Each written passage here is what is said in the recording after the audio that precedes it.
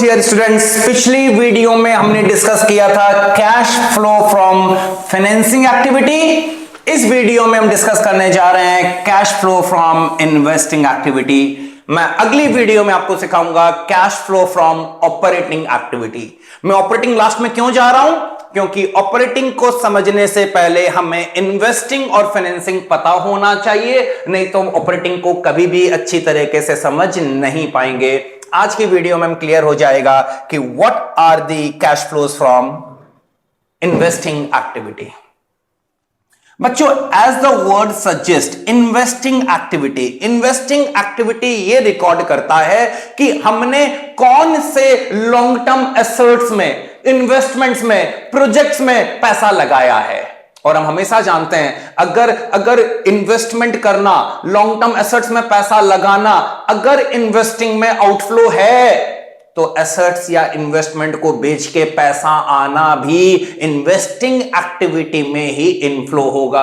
आइए हम समझते हैं इन्वेस्टिंग एक्टिविटी में क्या क्या इनफ्लोज होते हैं और इन्वेस्टिंग एक्टिविटी में क्या क्या आउटफ्लोज होते हैं।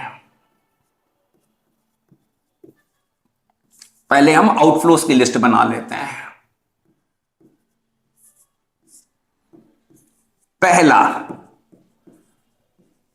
Purchase of fixed assets. अगर हमने कोई भी फिक्स्ड एसेट खरीदा है तो उसका परचेज इन्वेस्टिंग एक्टिविटी में जाएगा, चाहे वो लैंड हो, बिल्डिंग हो, प्लांट हो, मशीनरी हो, फर्नीचर हो, फिक्सचर्स हो, कंप्यूटर हो, anything, any fixed assets, it is a part of investing activity. अगर हम एसेट खरीद रहे हैं, बच्चों ध्यान देना, कभी कभी यहां कंफ्यूजन हो जाता है, बच्चा इनफ्लो बोल देता है, एसेट्स का इनफ्लो हो रहा है, but I am not concern with inflow and outflow of assets, I am concerned with inflow and outflow of cash and cash equivalent।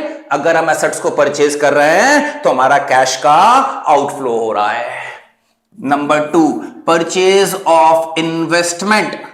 अगर हम कहीं भी इन्वेस्टमेंट करते हैं तो वो हमारे लिए आउटफ्लो है। बच्चों, हम जानते हैं investment is a very broad term. यहां पे इन्वेस्टमेंट मतलब can be anything. FD, fixed deposit, can be a investment. Yes children, अगर हम किसी कंपनी का शेयर्स खरीद रहे हैं तो वो भी इन्वेस्टमेंट है। अगर हम किसी कंपनी का डिवेंचर्स खरीद रहे हैं तो वो भी इन्वेस्टमेंट है। मैंने किसी के बिजनेस में पैसा लगाया है, वो भी इन्वेस्टमेंट है। तो अगर हम इन्वेस्टमेंट को परचेज कर रहे हैं तो that is also cash flow from investing activity.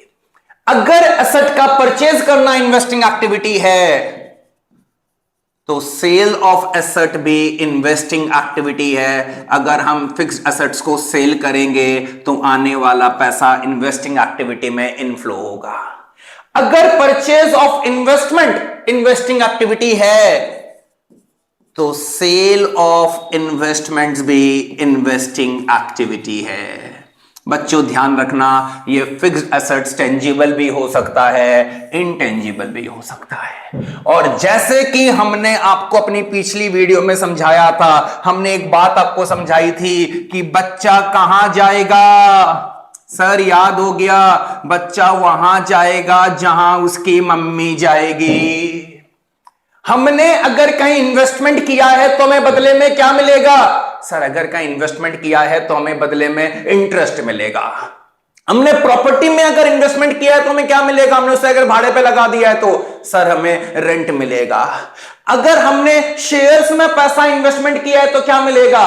Sir हमें डिविडेंड मिलेगा। तो डिविडेंड रिसीव्ड का मदर कौन? Investment in shares. Interest received का मदर कौन? Investment in debentures, loan given. Rent received का मदर कौन? Sir purchase of property and putting that property on rent.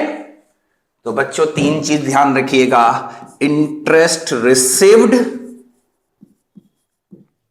Dividend received and rent received are cash flow from investing activities. तो हम एक बार फटाफट sum up कर लेते हैं। Sir purchase of assets and purchase of investment are investing activity में outflow. Sale of assets and sale of investment investing activity में inflow. Interest received, dividend received, rent received, हमारा इन्वेस्टिंग एक्टिविटी में inflow आ जाएगा। ये dividend received हमारा equity पे भी हो सकता है, प्रेफरेंस पे भी हो सकता है, हमारा इंटरेस्ट रिसीव्ड लोन गिवन पे भी हो सकता है, एफडी पे भी हो सकता है। तो ये सारा का सारा हमारा आ जाएगा इन्वेस्टिंग एक्टिविटी में। एक चीज मैं और क्लियर कर देता हूं जहां पे बच्चों को हमेशा डाउट होता है, ये हमने बात कर ली है लेकिन मैं क्लियर कर देता हूं। Interest paid, interest received, dividend paid and dividend received. बच्चों ये चार आइटम एग्जामिनर का फेवरेट होता है, जो केवल न्यूमेरिकल के बीच में ही नहीं, एग्जामिनर आपको 1 मार्क क्वेश्चन में भी टेस्ट करेगा। आइए समझ लेते हैं। इंटरेस्ट पेड हमने आपको समझा दिया फाइनेंसिंग एक्टिविटी में। क्यों? क्योंकि सर इंटरेस्ट इसलिए पे कर रहे हैं क्योंकि लोन लाए हैं, क्योंकि डिवेंचर इशू किए हैं। लोन लाना, डिवेंचर इशू करना फाइनेंसिंग है, तो इंटरेस्ट पेड भी फाइनेंसिंग है। इंटरेस्ट रिसीव्ड, सर अभी अभी बात हो गई investing activity. Dividend paid, sir financing activity. Dividend क्यों पे कर रहे हैं? क्योंकि सर शेयर इशू किया है।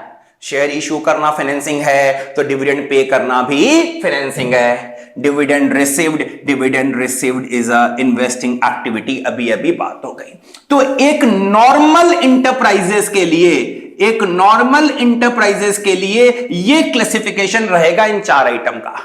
लेकिन अगर मुझे कैश फ्लो स्टेटमेंट बनाने बोल दिया जाए किसी बैंक या फाइनेंशियल इंस्टीट्यूशन का, आई रिपीट, किसी बैंक या फाइनेंशियल इंस्टीट्यूशन का, तो क्या आपको लगता है क्लासिफिकेशन सेम रहेगा? नहीं बच्चों, क्लासिफिकेशन सेम नहीं रहेगा।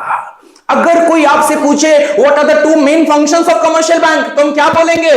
सर कमर्शियल बैंक का 2 मेन फंक्शन होता है, acceptance of deposits and granting of loan. तो बैंक के लिए डिपॉजिट्स लेना और लोन देना कौन सी एक्टिविटी है? ऑपरेटिंग एक्टिविटी है। तो उनके लिए इंटरेस्ट पेड और इंटरेस्ट रिसीव्ड क्या होगा? इंटरेस्ट पेड और इंटरेस्ट रिसीव्ड ऑपरेटिंग एक्टिविटी होगा।